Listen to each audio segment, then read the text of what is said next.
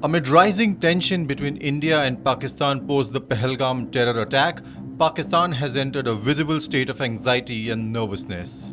The spike in ceasefire violations, sudden military movement, and increasingly jittery public statements suggest a leadership preparing for consequences.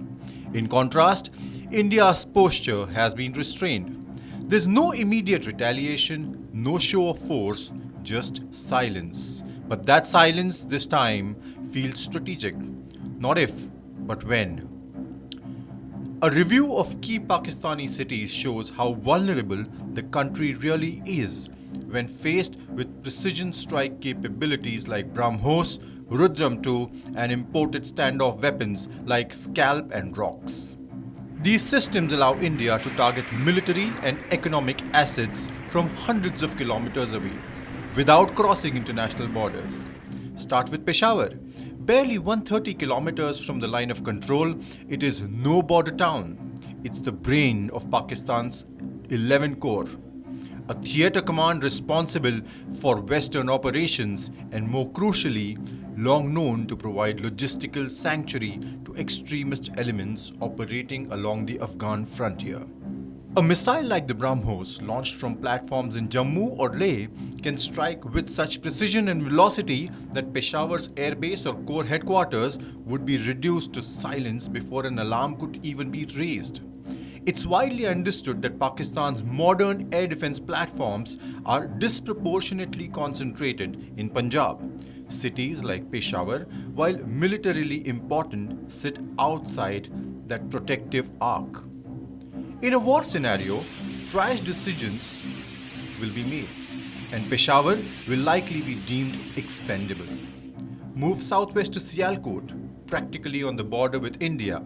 It hosts the 15th Infantry Division, critical to Pakistan's line of control posture and a key supply node for both war and trade. And yet, its proximity makes it impossible to defend effectively. A precision strike using the ROCK's air-to-surface missile deployed from Indian jets flying well within our airspace could demolish key cantonment infrastructure or ammunition stockpiles without giving Pakistan a window to react. In military calculations, Sialkot's fate would be sealed in the opening hour of conflict. What follows would be an information blackout and operational paralysis in a frontline district. Sargodha, deeper in central Punjab, poses a different kind of threat and opportunity. It houses one of Pakistan's main Air Force bases with runway facilities and shelters suspected to host part of the country's nuclear delivery platforms. The Rudram-II, with its anti-radiation capabilities, was built for exactly this scenario, to blind the radar grids, cripple communication networks, and make flying impossible before a single dogfight begins. It's likely that defenses around Sargodha exist, but military resources, even the best ones, must be rationed. And with Rawalpindi, Lahore, and Islamabad competing for the same defensive umbrella, choices will be made.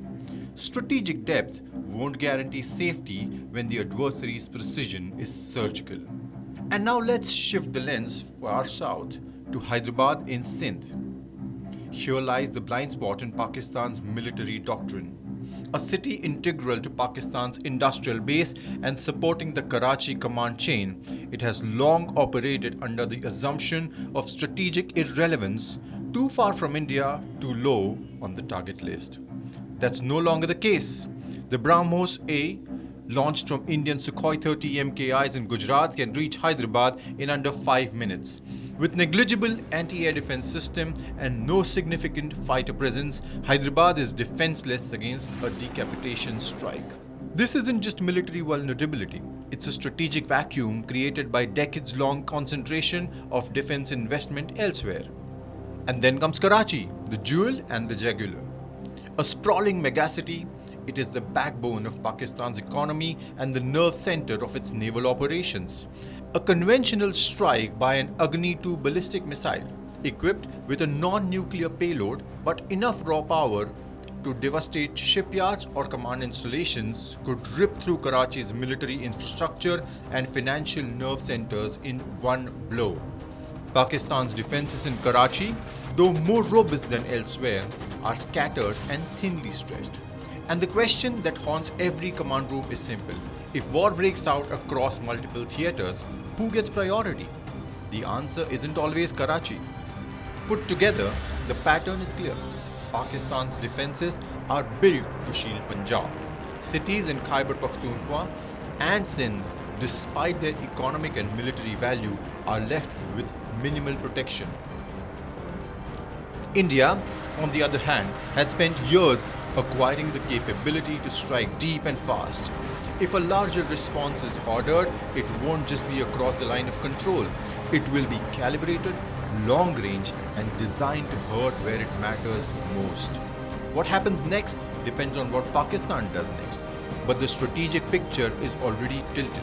For now, India waits, Pakistan watches, and its cities lie exposed.